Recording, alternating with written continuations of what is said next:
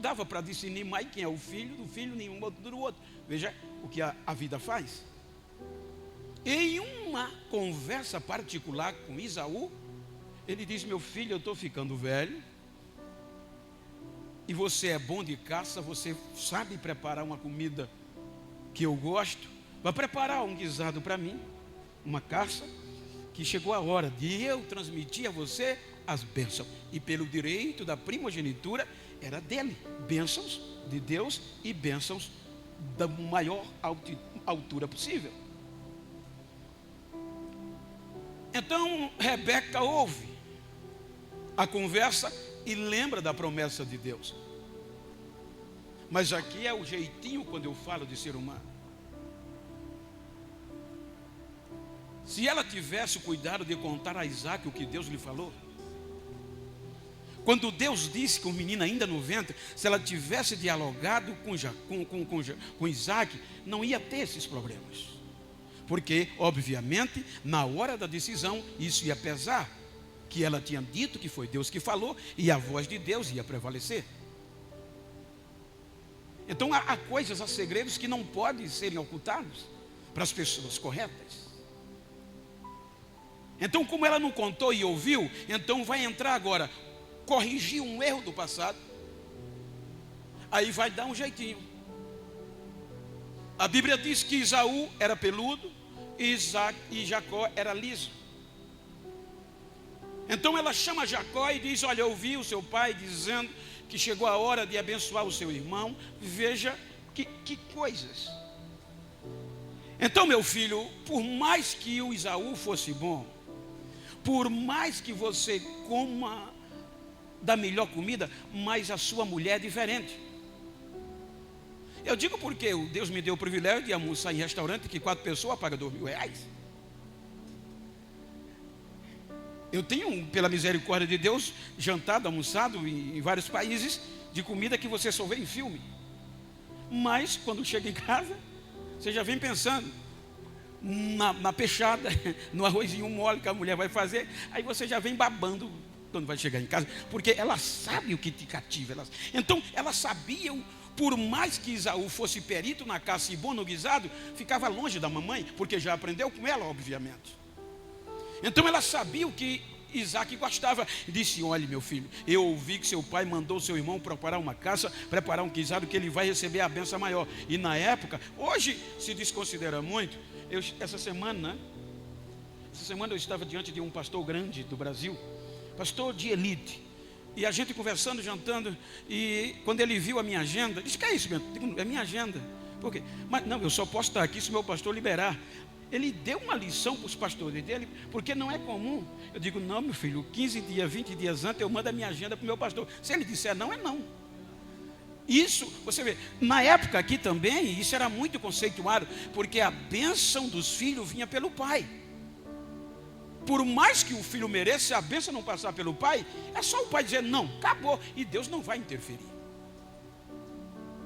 Então, olhe que quando ela ouve isso, chama Jacó e manda ele pregar 2 cabritos. Olhe, 2 cabritos.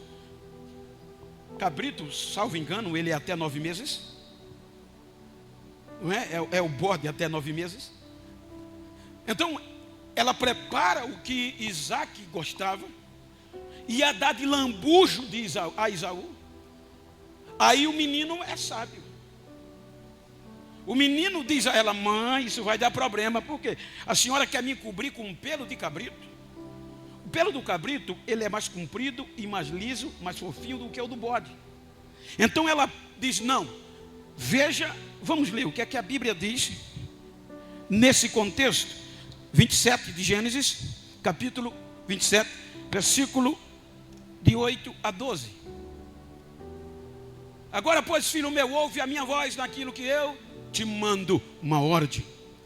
Vai agora ao rebanho e traze-me de lá 2 bons cabritos, e eu farei deles um guisado saboroso para teu pai, como ele gosta. Ela sabe. E levá-lo-ás a teu pai, para que o coma e para que te abençoe antes da sua morte. Ela estava corrigindo um erro do passado, porque Deus disse a ela que isso ia acontecer, mas nas vias legais. Se ela tivesse contado para Jacó antes dele ficar velho, ela agora não podia mais contar, porque poderia preferir o filho, mas que ainda tivesse no ventre, não teria, porque ela não ia saber quem era o menor ou o maior. Então ela vai dar esse jeitinho, ela vai dar um jeito. E o menino é sábio, o menino diz: mãe, o meu irmão é cabeludo e eu sou liso. O meu pai vai me apalpar e vai saber que sou eu. E aí a maldição, em vez de bênção, a maldição. Ela diz que a maldição caia sobre mim, meu filho. Mas eu vou dar um jeito. Prepara o guisado, arruma tudo, os irmãos sabem a história, e manda o menino levar. Agora olha o absurdo. Olha o que ela faz. 27 e 20. O menino chega. Então disse Isaac a seu filho. O menino já entrou com a panela do guisado. Como é isso? Que tão cedo achaste, filho meu?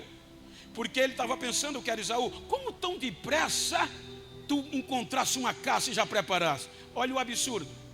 O que é que Jacó diz? E ele disse: porque o Senhor teu Deus mandou ao meu encontro. Era verdade? Não é um absurdo? Os outros não tem nada a ver, gente.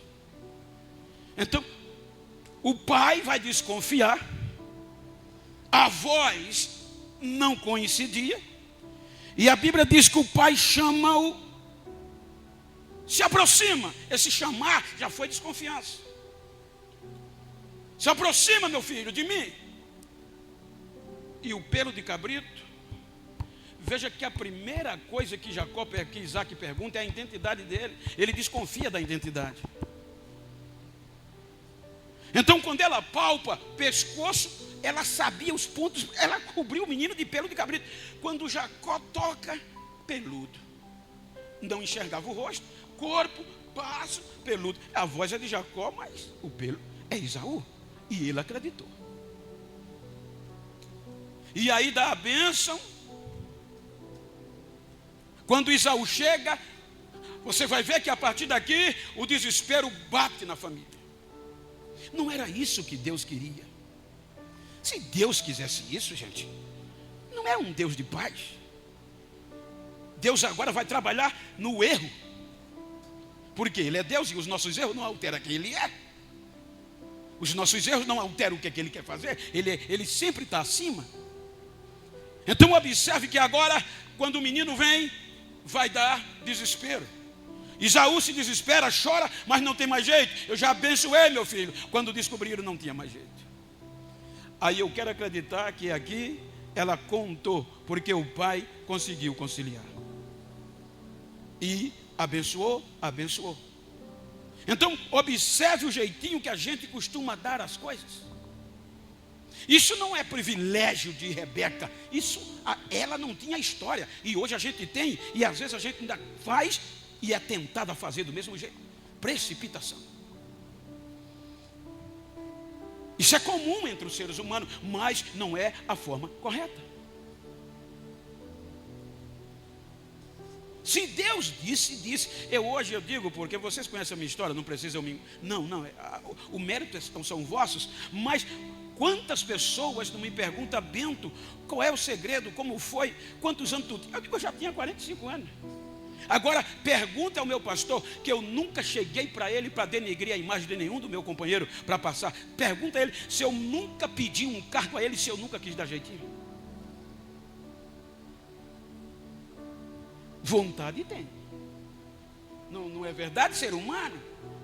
Você vê alguém que começou por último do que você e vai correndo na sua frente, ora, isso te abala. Aquilo que você espera e não acontece no momento certo, aquilo te desestrutura. Então a Bíblia diz que tudo que isso acontecia ou antes é para o nosso bem, para a gente tomar como exemplo. Então o que é que ela faz? Ela dá um jeitinho e cria uma confusão na família. E esta confusão vai culminar em quê? Aflição. Olha o capítulo 28, versículo de 1 a 3, por favor, querido. Olha uma atitude. Isaac chamou a Jacó e o abençoou e ordenou-lhe. Isso aqui já é depois do ódio da fúria, ameaça de morte, desestabilizou tanto a família, que Isaú disse: quando meu pai morrer, eu vou matar meu irmão. Olha, dentro de casa, o problema que Deus, em uma família de Deus, família da promessa. Veja como isso serve de exemplo para nós. Aí, como não tinha mais o que fazer, tinha que mandar o menino vazar. E pensou para uma mãe e um pai, o menino novo ainda, pegar um deserto de quase 700 quilômetros de Canaã para Padã Arã, sem ninguém, sozinho, para não morrer pela ameaça do próprio irmão? Imagina o desespero. Qual a mãe, qual o pai vai conseguir dormir de noite ou se alimentar bem? E qual é a alternativa? Manda ele para a casa do tio. Aí, agora procura Isaac para conciliar. E conta tudo a Isaac. Aí ele diz: levanta-te, depois de abençoar, vai a Padã Arã, na casa de Betuel, pai da tua mãe, e toma de lá uma mulher das filhas de Labão, irmão de tua mãe. E Deus Todo-Poderoso te abençoe, e te faça frutificar e te multiplique, para que seja uma multidão de povos. Ele reconheceu, abençoou o menino, mas vaza, se não morre. Não era isso que Deus queria, se a gente, dentro da Bíblia que a gente prega, e o Deus que a gente prega.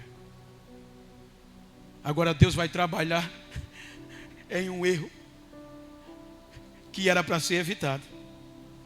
Aí agora ele desaparece, sem o irmão saber, não teve chance de se despedir do irmão, não por oportunidade, mas com medo. Já não havia mais relacionamento. Aí ele parte pelo deserto, chega num ponto que a alma aflige, o corpo cansa, a comida acaba, só sobra o óleo, o azeite. A fatiga vem, ele cai e dorme no meio do deserto, com subsídio, unicamente uma pedra para pôr a cabeça. Aquele lugar que ele chegou antes era chamado Luz, diz a Bíblia. Então ele dorme, e quando é a noite, ele tem o sonho, que é tão conhecido, que Deus desce, bota uma escada, os anjos sobem, os anjos descem, ele sonhando, salvo engano, capítulo 28, versículo 18 a 22. Então levantou-se Jacó pela manhã de madrugada, e tomou a pedra que tinha posto à sua cabeceira, e pôs por coluna, e derramou azeite em cima dela. Segura aí. Veja, Isaac, por mais inexperiente que ele ainda fosse, mas geralmente sacrifício a Deus era feito com carne. Pegava a pedra, colocava a carne em cima. Ele viu muito Isaac fazer isso, mas ele não tinha mais nada. A única coisa que tinha para oferecer era o azeite, era o óleo. Então ele pegou a pedra, depois que viu que Deus falou com ele, e percebeu: Deus está aqui, e eu não sabia. Por mais que ele fosse filho de Isaac, mas ele ainda não tinha experiência particular com Deus. Por isso que ele disse: terrível é este lugar, não é outro senão a porta. A primeira experiência registrada de Jacó com Deus é aqui. E a única coisa que ele tinha para oferecer era o azeite em cima da pedra, porque não tinha mais carne. Deixa eu correr. Então ele vai, oferece o azeite, oferece o sacrifício em meio de uma aflição. Versículo: chamou o nome daquele lugar Betel. Olha o que é que ele diz. Quem foi que chamou o nome daquele lugar Betel? Jacó. O nome era Luz, vocês viram. O nome, porém, daquela cidade dantes era Luz. Ele disse Betel, casa de Deus, porta dos céus. E Jacó fez um voto, sem nada, liso, sem comida, com medo, na aflição. Jacó fez um voto dizendo naquele lugar: se Deus for comigo e me guardar desta viagem que faço, e me der pão para comer e veste para vestir, e em paz tornar a casa do meu pai, o Senhor será o meu Deus. Olha o que ele diz no versículo 28. E esta pedra que tem um posto por coluna, será uma igreja, casa de Deus. E de tudo quanto me deres, certamente te darei o dízimo. Naquele lugar de aflição, a primeira experiência que ele tem com Deus, ele faz um voto, no meio do nada, sem nada, só o óleo, só a pedra. Ele diz: se tu fores comigo, me abençoar, me dar comida, me dar veste, me cuidar de mim e fazer eu voltar em paz para cá, este lugar, vou formar uma igreja, vou morar aqui, vou te adorar. E deu o nome de Betel. E Deus vai com ele, é promessa. Deus gostou. Diga para quem está ao seu lado: não fique com raiva de mim, não. Se Deus gostar de mim, não tem explicação, irmão. Quando ele gosta, acabou. Você vê defeito e Deus vê virtude. Depois de tudo isso, Deus vai com ele. Ele vai para a casa do tio, conhece Raquel, enamora, casa com ela, chega, como diz o nosso ditado, puxando, nem cachorrinha tem, nem a pedra tinha mais que ficou em Betel. Aí vai ralar. Olha o que é que ele faz. Vamos adiantar. Os irmãos sabem que muito tempo ele passou. Aí quando a gente chega no capítulo 31, versículo 3, e disse o Senhor a Jacó: torna a terra dos teus pais e a tua parentela, e eu serei contigo. Diga para quem está ao seu lado: às vezes é preciso recuar, não para desistir, mas para pegar impulso. Sabe quantos anos já estava aqui? Sabe quantos anos? 31, 38. Só para você ter uma ideia de quantos anos se passou. Ele disse: estes 20 anos estive contigo. É uma resposta dele para o tio, para Labão, seu primo. Veja que de lá 20 anos se passaram. Ele agora já estava rico. Ele agora já tinha filho, já tinha mulher. Mas foram 20 anos, filho. Tem gente que, porque não, eu prego bonito, eu canto bonito, eu tenho chamada, vai se acomodar, vai ralar, filho. Vai trabalhar, vai fazer alguma coisa, na hora certa Deus vem. Deus ficou esperando 20 anos. Podia dizer: tadinho, está lá no campo, nos olhos, fechava de sono, ralava o dia, entrava à noite, tomando conta da ovelha. 14 anos por amor, e 6 anos para aprender. 20 anos, depois de 20 anos de cair o couro, agora está rico. Mas porque trabalhou, não caiu do céu não.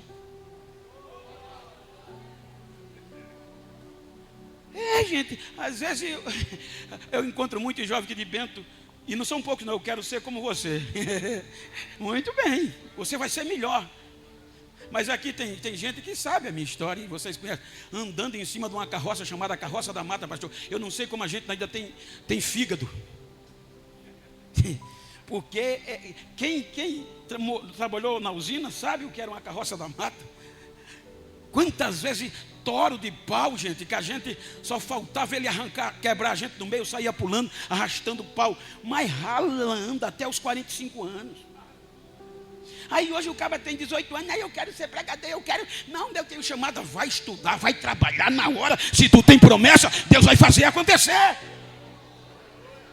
Aí é um exemplo. É filho de Isaac, é neto de Abraão, vou deixar sofrer não, vai ralar. Depois que ganhou, trabalhou, ralou, juntou rebanho, foi inteligente,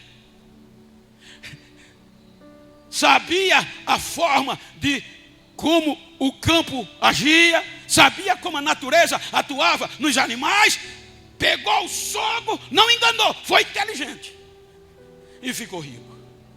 Aí o sogro teve inveja, os cunhados disseram: esse cabra está roubando. Aí vem Deus e diz: é hora de voltar.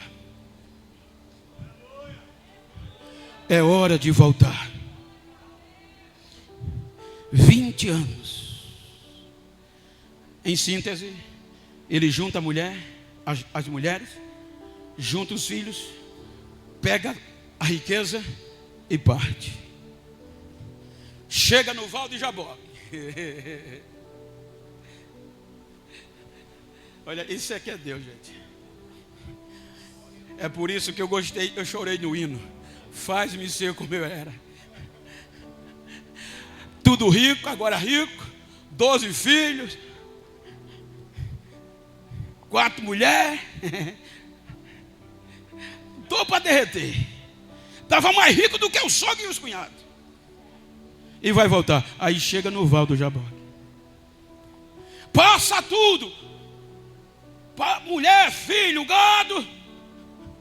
E sente a necessidade de voltar. Aí vem o homem, no texto que a gente leu, 27, 32, 27, salvo engano. E entra com ele. Qual é a pergunta que o anjo faz a ele? Identidade. Agora, sem pelo de cabrito. Agora, sem mamãe, para proteger. Sem papai e a pele lisa. Agora não tem pele do cabrito.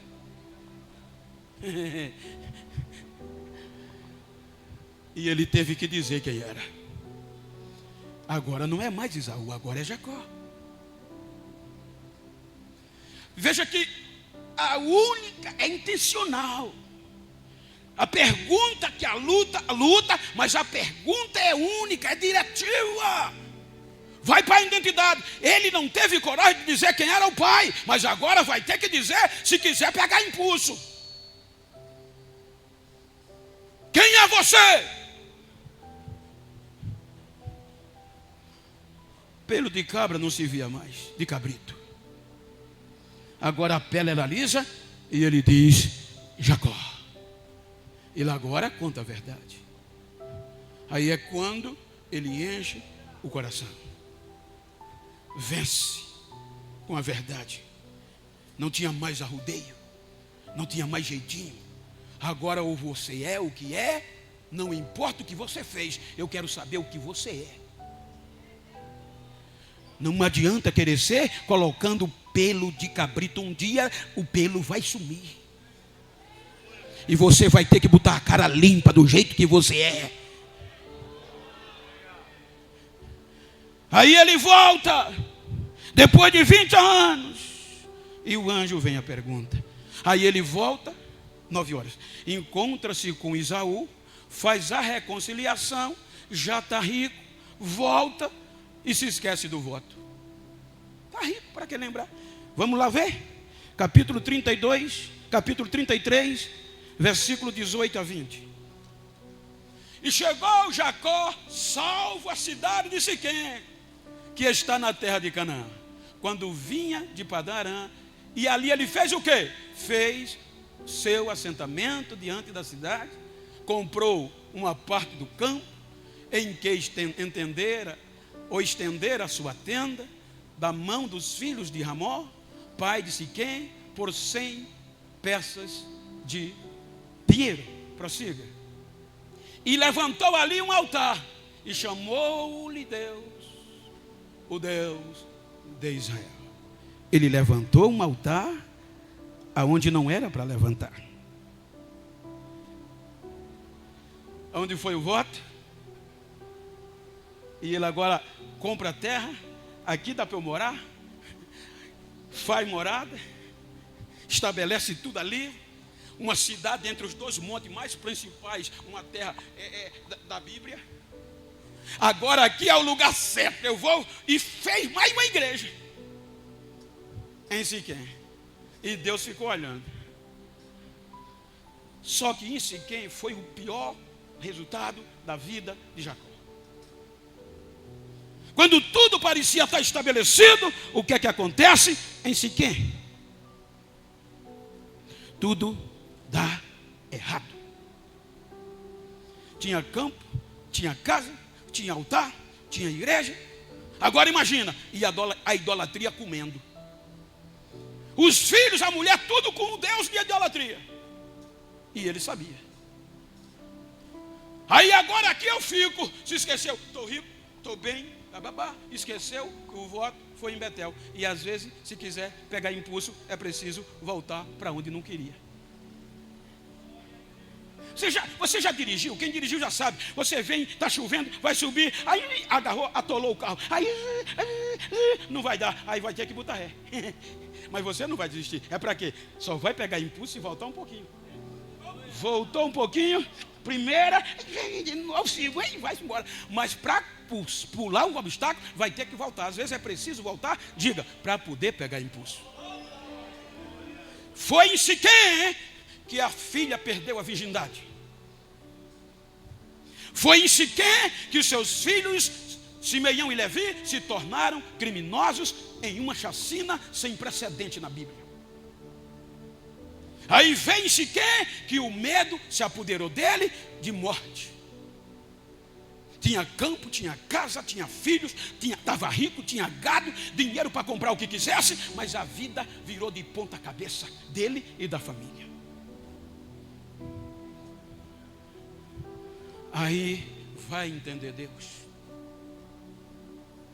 É por isso que eu digo,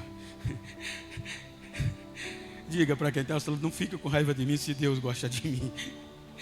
Não dá para entender, gente. Depois de tudo isso, para concluirmos, aí Deus vem e diz, é hora de voltar para Betel. Talvez nem lembrava mais da pedra, mas era hora de voltar para Betel.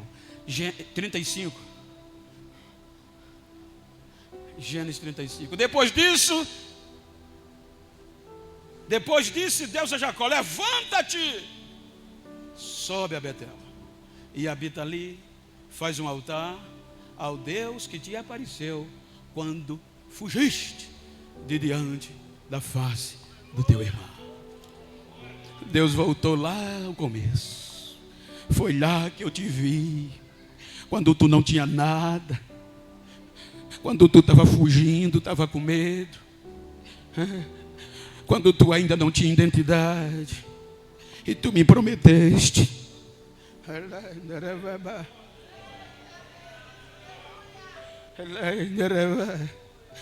Ele levanta, prossegue, por favor.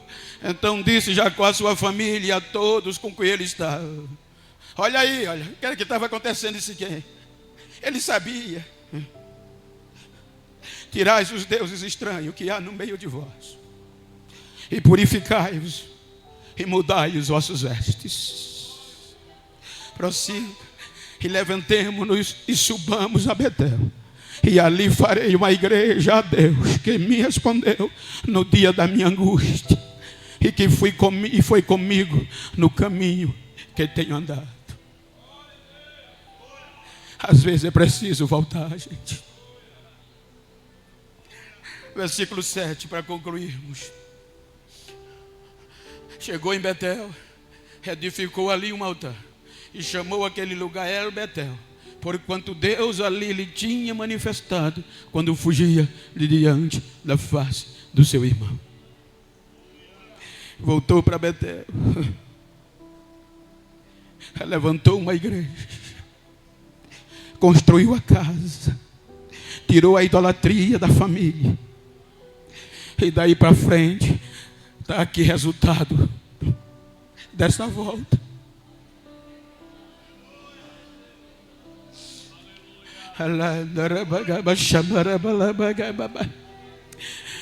Diga para quem está ao seu lado, às vezes é necessário voltar para pegar impulso.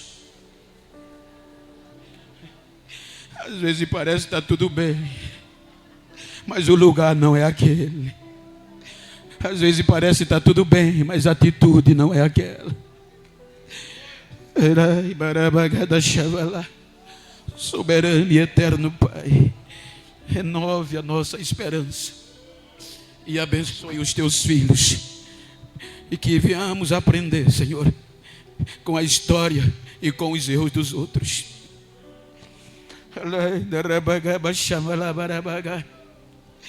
E até hoje, as maiores mensagens que a gente ouvimos não é em si quem vem de Betel. Quem quer levantar altar em Betel? Então diga para quem está ao seu lado: o meu altar é em Betel. Porque foi lá que ele me apareceu quando eu não era ninguém. Obrigado, meu pastor.